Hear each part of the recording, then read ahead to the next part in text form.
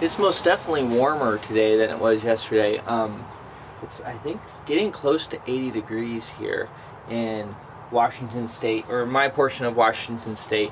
However, the light is not a summer light. It is like a light that is just slightly dimmer. If there was a dim knob and the light was turned on, it would be just kind of slightly off. And I can tell that autumn's here, which is great for me because when it's full on summer heat and the lights turned all the way up, it's a little too much for me. I can handle it and I can appreciate it, but it's harder for me to adapt than autumn weather.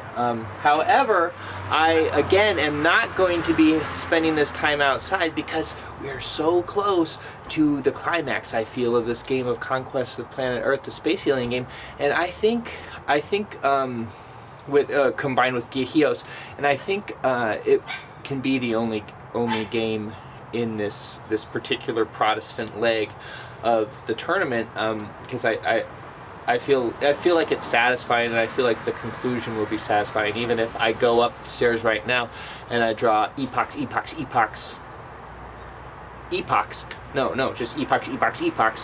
that will be enough, because it feels like a good game. So I think, remind me if I forget, but I think during this video I'd like to explore the characters' relationships a little more. I feel like I've just been kind of doing the same thing every video and just talking about what everyone's doing.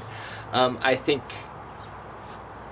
you know, to me it seems apparent what their motivations are or why they're doing what they're doing, but you at home might not be as close to them as I am. So let's go play. Here's Smiley, our clear leader, positioned over Fat Matt, the winner of Ideology, the War of Ideas. She could very well be the one who takes this game, and let's think about what kind of person she is. Okay, if you look at her smile, you can tell that she's an engaging person, that when she sees someone she wants to connect with them emotionally right up front. She wants to hold your hand a little too long after a handshake. She wants to talk to you with a certain force that makes "how are you" a different sort of question. And that force, I think, can also be seen in her face. Her eyes are blazing, they're blaring at you, they're like sirens, and her face is taut. And I think you can see some aggression in there. She's friendly, but aggressively friendly. Flipping around, there's Fat Matt. Social worker, you know, going out there to help, to really meet with people. It's part of her job. And yet at the same time, while she's out to help people, she secretly wants to rob a bank. So she's got this like nice facade, but it's driven by, I think, a sort of dark energy. Which is not to say she's a bad person. You know, she delivered a baby in someone's home. She must be into like freedom in this kind of everyman sense. That's what this "I'd like to meet the light torch keeper at the Statue of Liberty," the person who is kind of behind the scenes keeping the light of freedom alive. Yeah, so I think she's got this, I think the dynamic in her personality is pretty clear, both in her face and on her card. A very good character to have around, I think. And I just realized I made a mistake with Smiley's score last game. When she scored the pyramids at the end of the game in the Epoch's house, she should have only gotten plus 16, not plus 20, which is what I had before. Her terror multiplier was ×4, not ×5. Take a look. I think what I forgot to calculate was the overseer disapproval that Bix Beetleman played upon her. So that was the change. And yeah. So she's got 3 from here, 1 from there, and that's 4. She has +1, -1. 4. Still 4. If this wasn't demolished, it would still be 4. If this wasn't demolished, it would be 5. And we have an exciting action token play. We have 2 6s, both Lefty and Roadrunner both played a 6. Bix played his trademark D6, and Smiley went with a 3. She's going to have a slower turn. We'll roll for Bix. I guess we should use his green die here. Let's see if his blessings hold out. 5! Oh my gosh. And this has gone sequentially. The 2 turns ago he got a 3. Last turn it was a 4. This turn is a 5. What does it mean? Pretty straightforward turn for Smiley going first. Actually, I made a mistake and I had Roadrunner going first, and a bunch of stuff happened. I had to erase a lot of things because she wasn't supposed to go first. My mistake was since these 2 were tied, I had them roll off to see who goes first, but you only do that if the 2 lowest action point totals are tied. Kind of a bummer because I was really getting into it, but it was unfair. So, straightforward turn for her. She advanced three people here. Remember, this is the Fruge Beastkeepers. It's not Millionaire, the robotic ape. They took on some, I don't remember, where are they at? Oh, some paratroopers. Beat them handily, and that was her turn. She played a temple down in the white civilization, got herself 18 points. Maybe not the most effective move when people could be scoring much higher, but it got her some points and widened her lead. Now she's going to draw a tile from the bag. I realize this is probably really exciting to watch, so I thought I would film it. Just feeling around. This is what she got. Not an epoch tile. All right, Bix Beetleman's turn. He moved his robot here, and then he tried to steal some technology from Lefty. He wants to steal a secondary brain unit, to which Lefty said, I don't think so, to which Bix Beetleman said, I don't think so, to his I don't think so. So I think what happens is he gets to try and steal. So he's going to roll, try and get a 3 or higher, and he does. He has stolen the secondary brain unit of Lefty. All right. Train station. Let's draw the resistance for that. Local police. There's also the city here, and there's a lot going on that. But first we'll do the train station. Giant robot versus the local police. Where did I put Bix's die? Oh, there it is. Okay, local police will... Let's give the local... No, that wouldn't be fair. I was going to give them the blue die, but since they're kind of having issues, that wouldn't be fair. 2-2, that's a tie, die-wise, but not a tie in terms of victory, so he takes it. What was it like for Bix Beetleman growing up, and what's his deal with Lefty? Well, I think Bix Beetleman probably doesn't seem to be the sort to have had the most fun as a child. I think there were people who were mean to him, because I think maybe Bix Beetleman was a passionate man who had a very clear sense of right and wrong, of the way things were supposed to be, and maybe not so clear a feel for moral ambiguities. So when, say, if people were to lie in a social situation, if they were to say, oh, you look nice, or if someone was like, do you think I look fat? And they're like, no, not at all. Bix might be the person who felt like that lying was wrong, even though the intentions were not to buttress oneself, as a lot of lying is, but rather to not harm the other person. He might also submit that by saying the person doesn't look fat when they are fat, or do appear to be fat, is a disservice to them because they can't do anything about that weight. So, you know, Bix has retreated to the street life. He's a street person who lives with street people. Has he enveloped himself in some sort of Jesus identity in order to make him feel good about himself? Is his choice of the streets so much a choice, or is it just he feels maybe less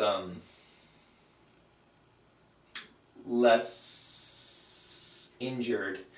I can't think of a good word for that right now. But it's something to consider.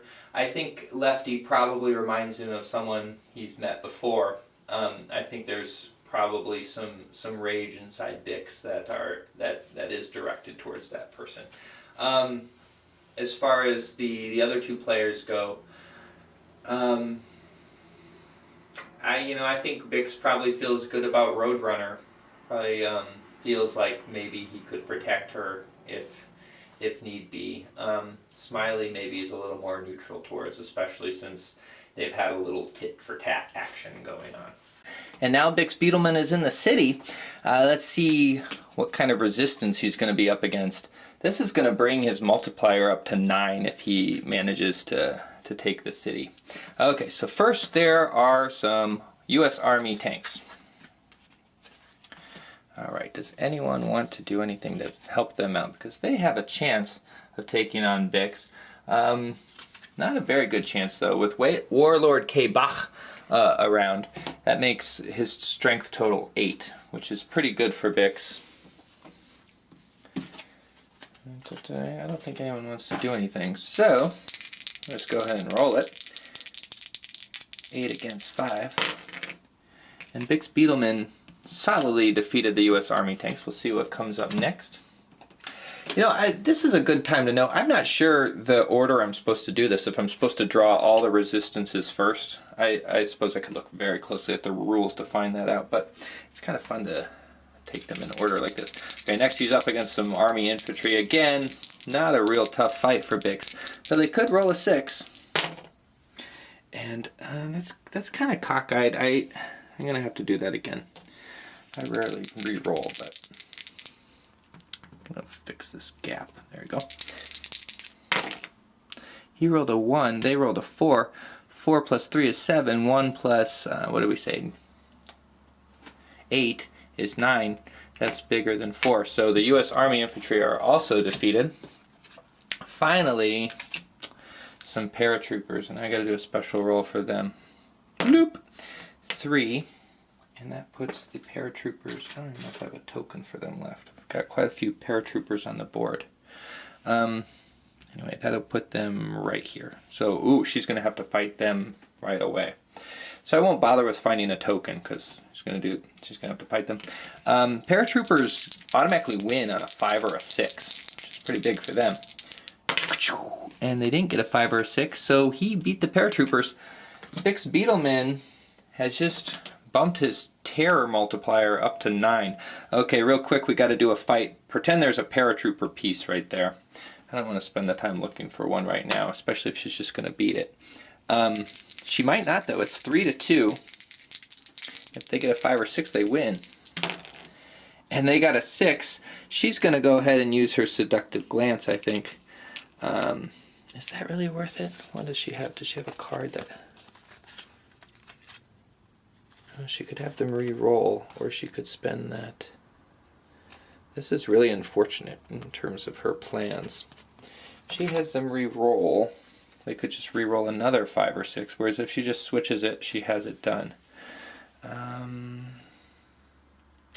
She'll just use her menace tokens, because then she can keep the other one as more of a surprise since it's a card and the other people don't know about it. So she beat that.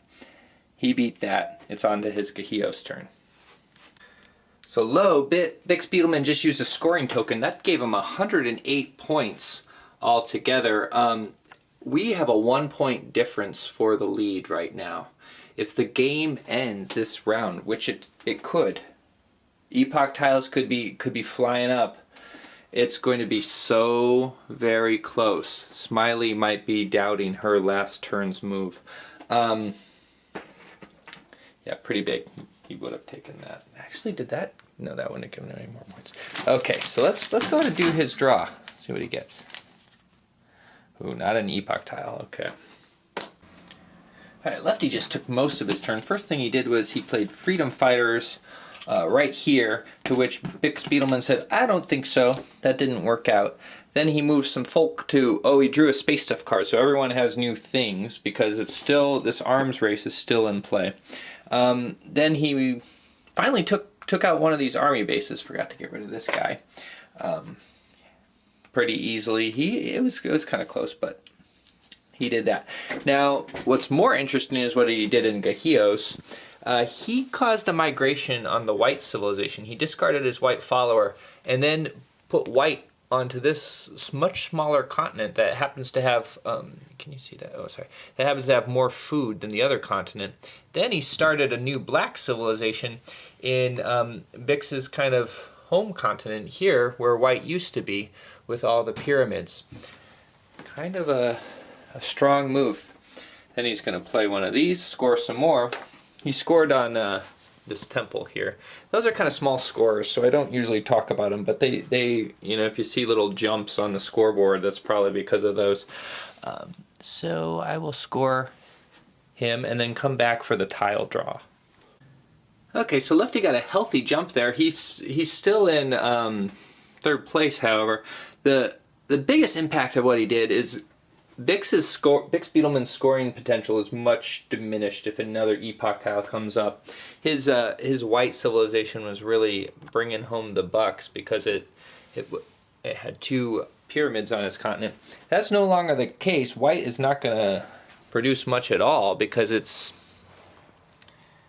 you know, it just has a cup and some wheat and some swords. Not very great. So let's see what happens. That could have been a game-changing move right there. Probably more in Smiley's behalf than Lefty, though. We'll see what happens next turn, if there is a next turn. And it is not an epoch tile. Okay, since Roadrunner started her turn drawing a Space Stuff card, everyone else drew Space Stuff cards. And I thought it'd be a good time to kind of check in with what everyone's arsenal or cache of items looks like. So we'll start with Roadrunner since it's her turn. What she just drew was teleportation pants, which is very good for what she has in mind. She also has a robot butler that she just got last turn, the secondary brain unit, and this thing, which is not super useful. It's kind of a one-use item, one-shot item that she can use. All right, Smiley the last 2 times, and she gets a choice because she's the Orzak. She gets to draw 2 cards and pick one. The last 2 draws, she's gotten these Harvester drones, and both times she's had to choose this over getting another guy. I think she's trying to get her multiplier up as high as possible because it seems like, you know, it's going to be a run for points, and a guy, while helpful in conquering at this stage in the game, she thinks that having the direct points will be more beneficial to her. Bix, and that's really all she has, other than the Fruge Beastkeeper. She doesn't really have any other items. She's got this stack of, you know, +1 terror point, -1, +1, +1. Bix Beetleman, he's got a bunch of stuff. He still has the, you know, he has 2 of these allies, kind of henchmen guys. And he has 2 disintegration beams. I assume he can just use them both individually or together if he wants. A particle wave beam, that's the thing that blew up on Smiley earlier. That's dangerous. And a secondary brain unit, which he stole from Lefty. Lefty, for his part, still has the endless waves. That's not an item, but it's something that stays in play for him. He has a butler, gives him another action point. Death Ray, good against hard things like jets and tanks and things. This massive blob, which is another one-use thing that's useful against resistance forces. And these turbocharged saucers, he had these once before, but they got destroyed by someone. I forget who. That will be useful to him because he really wants to kind of get out of this place and out here to try and do something about, you know, the others who look like they're going to take the victory pretty soon. So that's how the stuff looks. She used 1 action point to play that card. She has 5 left. See, this is 1 per each. She's going to go ahead and use this right now. Teleport all her people to the capital city. She has 1 action left. Does she want to use it for anything? Yeah, I guess she probably should, just so that she can get things going. Get some more cards. What does she want to discard? Probably something on Bix Beetleman, because he is the clear winner right now. She wants to try and make him sabotage Warlord K-Bach. I think he's used up all his I don't think so cards. Yeah, he's going to have to let it go. So it's all a roll. If she gets 3 or higher, Warlord K-Bach is no longer there. and she got a 1. That was cockeyed though, and I did do a re-roll in Dix's favor earlier. I'll do one for her. 3. Warlord K-Bach is gone. I hope that's not controversial. I don't think it is. I think if I was playing with most gamers, they would not accept that role. So I will assume that there'd be a protest, and that's how it would happen. Okay, so Warlord K-Bach is out of it. Put him over here. There's another piece here that fell down back there. I'm not going to retrieve it until after the game because my setup here is very rickety, and if I move it to get back there, I have some things leaning against the wall, and I just don't want more pieces to fall down. I can always get a different piece. That's a tangent. Let's go on to the big battle in the capital city. This, if she wins this, is going to bump her up to terror multiplier of 10, which is pretty high. She'll score big if that happens. So let's go to see what she has resistance. This is hard, see. This is U.S. Army fighter planes. She has a total of 12 there. They have 6, so she's got a clear advantage. I have to take quick stock of what other people have. Okay, so he's going to definitely want to play this. Prepare defenses there.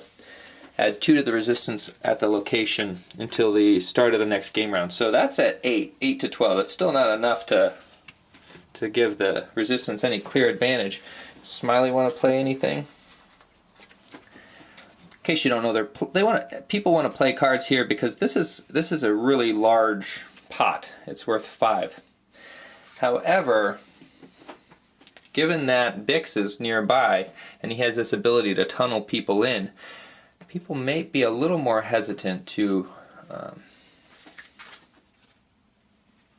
Ooh, okay, so this could be pretty big. Okay. Bix has a couple cards he wants to play. First he's going to play Betrayal, which sends one of these guys back, unless she can cancel it. I don't think she can.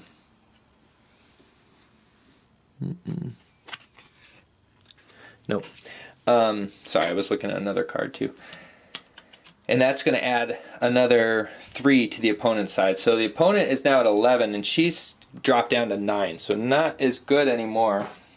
That's a big move for Bix Beetleman. And that card only lasts during this fight, so. Okay, 5 to 2. 5 plus 9 is 14. 2 plus, what did I say it was? 11 is 13. She wins it unless someone plays something. And no one has anything to play, so she beat the fighter planes. And that's going to get rid of the Betrayal card too. That only applied to that one fight. Next fight here. Oh, but they had +2 to their strength total. No, she did not win. I forgot about that. This is going to be the next one. Jet fighter. So that would have made it, what did I say, 13 to 14. So it's 15 to 13. She would be losing unless there's something she can do.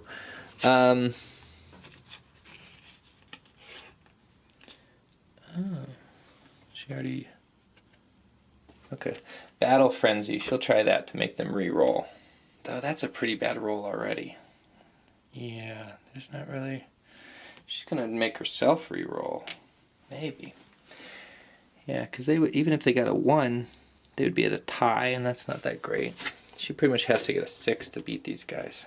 Things are not looking good for her. She'll make herself re-roll and hope to get a 6. I guess. I don't know. I feel weird about this. Okay, she lost that one. So this one goes away. Bix is going to use this opportunity to cause a diplomatic withdrawal. So instead of anyone getting destroyed, this is a very Bix type way of dealing with this problem. Instead of any of them getting destroyed, they all just go back home. And the capital city is untouched. And that's her turn. So I mentioned earlier how, I don't know if you saw me move that conquest marker that was there.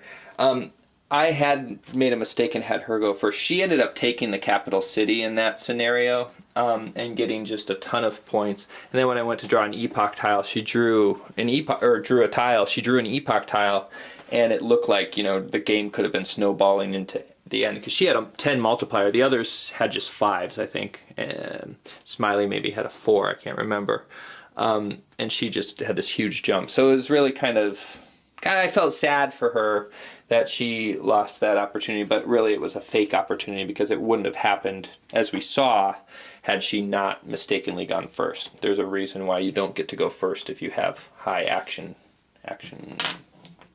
score. All right, so that's the end of that round. Oh, she's going to do Gheos, and then I'll come back. And the once proud white civilization that Bix Beetleman founded at the very beginning of this game is no more, wiped out by the blue civilization under the mystical god hand of Roadrunner. She followed that up with a scoring marker. Although she right now has the lowest terror multiplier, her impressive array of followers ended up netting her 95 points, which brought her to a score of 141. She's now in third. We'll see what she draws out of the bag. Could be an epoch tile. Is it? Is it? No, it's this tile. Bloop. Roadrunner is a shy individual, so it's harder to know what to say about her than the big personalities of Bix and Lefty and Smiley. I think she's... I mean, if you look at her smile, there's a slight uncertainty to it, but also a little bit of confidence in her role. I mean, she's a housewife. She is optimistic about that in a way. I think just judging from her card, you can look at it yourself. But I feel like, although she's kind of got a brave face, and she wants to smile, as she says. I think a lot of where she is when she's at home doing her work or whatever she does as a housewife, a lot of where she is often fantasy, which is great that she's playing games, because that's an excellent thing to do if your regular life is not what you want it to be. Play a game, and I think that's what Roadrunner's doing. I think I would, if I think about the game in terms of who's not winning or who doesn't win, I think I'll be the saddest if it's her. Which is not to say I want her to win, but I think if I think about who I don't want, or I want to not win the least, it might be her, especially after the sort of weird time flux that, although I resolved it in a fair manner, I feel wasn't, it was kind of like she was able to, for a moment, to travel on that path that she didn't take in her life when she made whatever choices she made to get into the place where she wasn't actually in the running to be Miss America, which is what she wants to do. You can't be Miss America if you get married. And I'm going to end it there today. I know we only got through one turn, and you're all very disappointed in me. However, the battery's almost out. I don't normally use a battery when I film these games, but I do with this particular setup because I have to do a lot of moving around between the shelf space and the table space. And today I kind of took some field trips out into the hallway and into the bathroom. And so I'm going to stop. It's probably about time for me to stop anyway. I think I took a little bit longer. Yeah, it's about time for me to edit anyway. So I apologize. It's got to be getting done soon. It looks like it. I mean, the scores are really starting to ramp up. There could be some conflict in the center here. There probably would have been next turn had there not been that peaceful solution, diplomatic withdrawal that Bix came up with. I feel like it's anyone's game. Smiley had a clear lead for a long time, but she's down to one scoring chip, unlike the others. Then it seemed I felt like Bix was maybe going to take it. But by losing his pyramid majority, I think that's really going to cost him. I don't know how he's going to come back from that. Maybe some smart tile play. But the thing is it's not his mind doing it, it's my mind, and I don't do smart tile play. It's hard for me to look at these tiles and think about them too much. I'm much more drawn towards dun dun dun dun dun dun dun dun. But Gheos it's a lot easier for me to focus on it when I'm playing with other people. This I can focus on by myself, though I'm sure I'm not playing optimally here either. That's okay. The only person I kind of thought, especially in the sort of alternate reality, Roadrunner had a good shot at it too. She almost took the capital city there. The other people were just too strong at the point that she got there in our real reality. The only person I'm not thinking has a super good shot is Lefty, though this one card might change things, this turbocharged saucers. Because Lefty's kind of problem is mobility. So if he can start shooting his guys out there, he's got these endless waves. He can keep bringing them back. You know, the city that's sitting right outside his starting board is a pretty ripe plum. So if he can get a good solid, I don't want to say march because they're flying saucers, but a good solid line going through the city to the capital city, he's going to have quite the high terror multiplier. But I don't know, that's going to be hard to do, especially since he's going against Bix Beetleman there, who's the only one who has kind of a hold on the center. We'll see. Well, though I guess Smiley's coming up too. I'm just kind of babbling at this point. I hope you enjoyed. I'll see you next time.